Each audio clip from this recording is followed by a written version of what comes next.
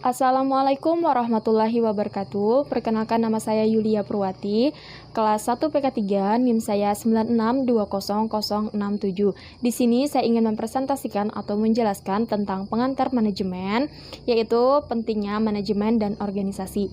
Manajemen merupakan sebuah proses yang khas yang terdiri dari tindakan-tindakan seperti perencanaan, pengorganisasian, penggiatan, dan pengawasan yang dilakukan untuk menentukan serta mencapai sasaran-sasaran yang telah ditetapkan melalui pemanfaatan sumber daya manusia dan sumber-sumber lainnya.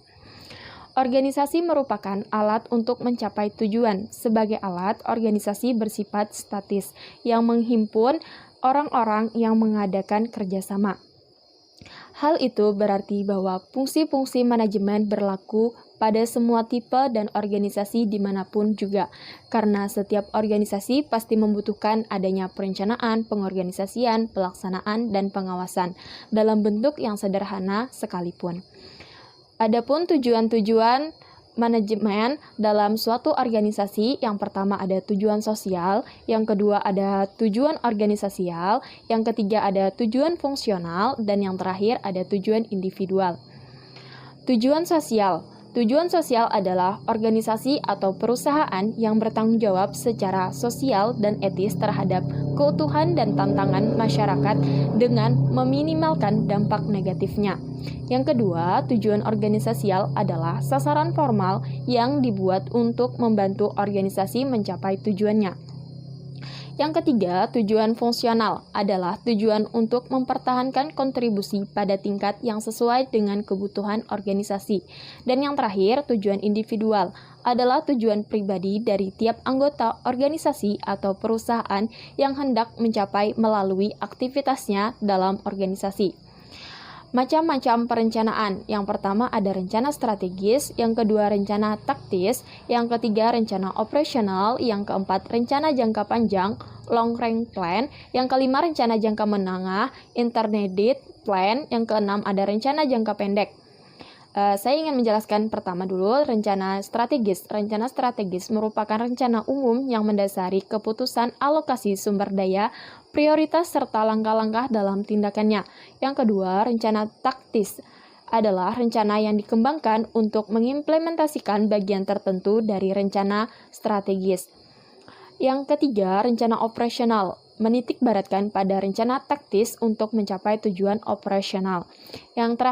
Yang keempat, rencana jangka panjang, long range plan, yaitu rencana yang meliputi banyak tahun atau mungkin beberapa dekade. Yang kelima, rencana jangka menengah, intermediate plan. Rencana jangka menengah bersifat sementara dan lebih mudah berubah dibandingkan rencana jangka panjang.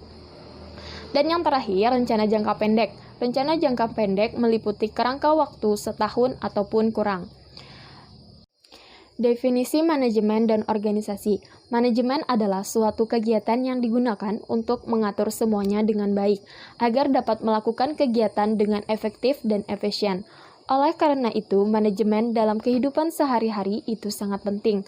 Karena dengan adanya manajemen, kita bisa mengatur semua kegiatan agar dapat dilakukan dengan efisien dan efektif. Secara umum, organisasi adalah tempat atau wadah bagi orang-orang untuk berkumpul, bekerja sama secara rasional dan sistematis, terencana, terpimpin, dan terkendali dalam memanfaatkan sumber daya seperti uang, material, mesin, metode, lingkungan, sarana-prasarana, data, dan lain sebagainya yang digunakan secara efisien dan efektif untuk mencapai tujuan organisasi. Ada 4 fungsi utama dalam manajemen, yaitu yang pertama ada perencanaan, planning, yang kedua pengorganisasian, organizing, yang ketiga pengarahan, actuating atau directing ataupun leading, dan yang terakhir ada pengawasan, controlling. Adapun pendapat dari beberapa para ahli tentang pengertian organisasi. Yang pertama itu menurut Stephen P. Robbins, yang kedua itu menurut W.J.S. Purwadarminta, yang ketiga itu menurut Profesor Dr. Andes Sondang Pisigian, yang keempat itu menurut Dr. Andes Melayu S.P. Hasibuan. Yang kelima itu menurut Profesor Dr. Andes Mr. Prajudadi Armosudiro.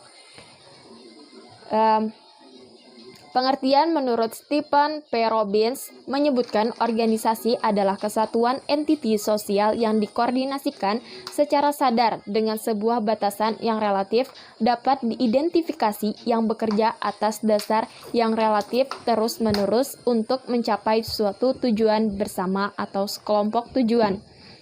Menurut W.J.S. Purwadarminta, organisasi adalah susunan serta ketentuan dari berbagai macam sisi, orang atau grup hingga menjadi satu kesatuan yang teratur. Yang ketiga, menurut Profesor Dr. Andes Sondang Pisigian, berpendapat bahwa organisasi adalah setiap bentuk persekutuan antara dua orang atau lebih yang saling bekerja sama serta terikat secara formal dalam rangka melakukan pencapaian tujuan yang sudah ditentukan dalam ikatan yang ada pada seseorang atau beberapa orang yang dikenal sebagai atasan dan seseorang atau kelompok orang yang dikenal sebagai bawahan. Yang keempat itu ada menurut Dr. Andes Melayu SP Hasibuan, menjelaskan bahwa organisasi ialah suatu sistem perserikatan formal, berstruktur dan terkoordinasi dari kelompok yang bekerja sama dalam mencapai tujuan tertentu. Yang terakhir, menurut Profesor Dr. Andes Mr. Prajudadi Armosudiro, menyatakan bahwa organisasi adalah struktur pembagian kerja dan struktur tata hubungan kerja antara sekelompok orang pemegang posisi yang bekerja sama secara tertentu untuk bersama-sama mencapai tujuan tertentu. Adapun manajemen sebagai seni, ilmu, dan profesi. Yang pertama, manajemen sebagai ilmu. Yang pertama ada advanced by knowledge, memperoleh kemajuan melalui pengetahuan. Yang kedua ada proses membuktikan. Yang ketiga ada mempredict, meramalkan. Yang keempat ada definish, merumuskan. Yang kelima ada measure, mengukur. Adapun manajemen sebagai seni, yang pertama ada advanced by practice, memperoleh kemajuan melalui praktek. Yang kedua fields, merasakan. Yang ketiga guesses, mengira-ngira. Yang keempat ada prescript, menguraikan. Yang kelima ada opinions, memberi pendapat. Dan yang terakhir manajemen sebagai profesi. Yang pertama, suatu jabatan supaya dapat disebut sebagai profesi, maka jabatan itu harus berdasarkan pada suatu wadah ilmu pengetahuan yang sistematis dan pelaksanaannya menuntut kecerdasan dan keahlian guna pemecahan sebagai masalah yang sulit.